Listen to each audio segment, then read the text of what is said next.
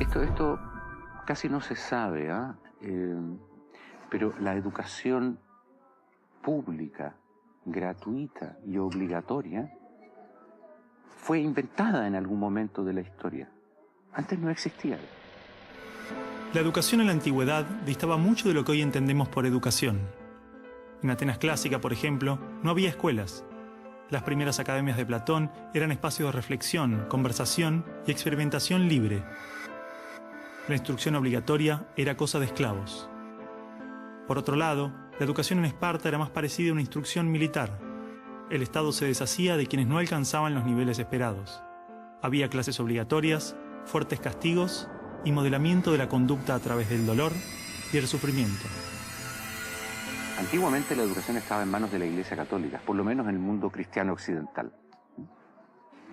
Y fue recién en el siglo XVIII, en una época de la historia que se llama despotismo ilustrado, seguramente lo escucharon en el colegio, en donde se creó el concepto de educación pública, gratuita y obligatoria. La escuela como la conocemos nace a fines del siglo XVIII y principios del siglo XIX en Prusia. Con el fin de evitar las revoluciones que sucedían en Francia, los monarcas incluyeron algunos principios de la Ilustración para satisfacer al pueblo, pero manteniendo el régimen absolutista. La escuela prusiana se basaba en una fuerte división de clases y castas. Su estructura, heredera del modelo espartano, fomentaba la disciplina, la obediencia y el régimen autoritario. ¿Qué buscaban estos déspotas ilustrados? Un pueblo dócil, obediente, y que se pudiera preparar para las guerras que hubieron en esa época entre todas las naciones que estaban naciendo. Por ejemplo, Catalina la Grande de Rusia llamó a los enciclopedistas franceses a preparar esto mismo. Diderot, uno de los más famosos, estuvo allí para armar este paquete, ¿sí?, formador, no de ciudadanos, sino que de obedientes súbditos de estos estados. Las noticias del exitoso modelo educativo viajaron rápido, y en pocos años, educadores de América y Europa visitaban Prusia para capacitarse. Con el paso del tiempo, el modelo se expandió a nivel internacional.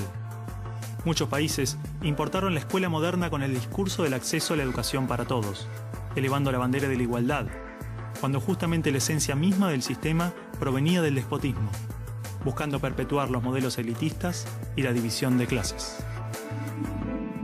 Ese es el origen de la educación pública. Fíjense ustedes que Napoleón, un poco posterior, y enemigo jurado de todos estos déspotas, hizo lo mismo. Él lo decía con todas sus letras. Yo quiero formar un cuerpo docente para poder dirigir el parecer de los franceses. ¿Se entiende? Él lo tiene claro. Y eso opera, se sepa o no se sepa, hasta el día de hoy. La escuela nace en un mundo positivista regido por una economía industrial. Por lo tanto, busca obtener los mayores resultados observables con el menor esfuerzo e inversión posible, aplicando fórmulas científicas y leyes generales.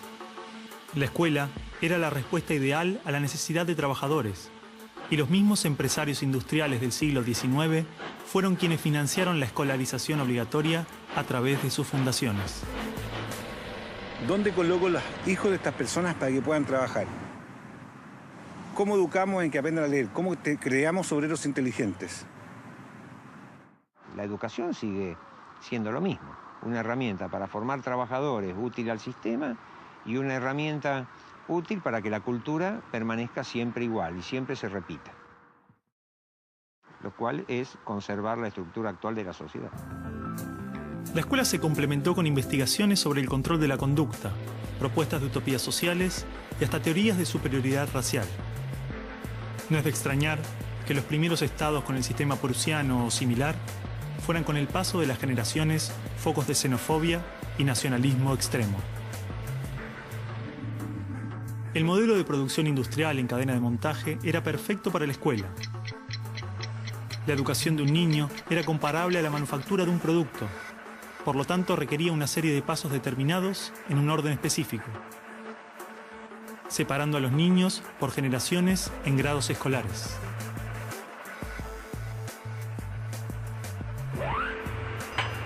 Y en cada una de estas etapas trabajaría sobre determinados elementos, contenidos que asegurarían el éxito, pensados minuciosamente por un experto. Digamos que el maestro es la figura que es la encargada de enseñar una serie de contenidos que tocan, porque alguien ha determinado así, en una edad determinada.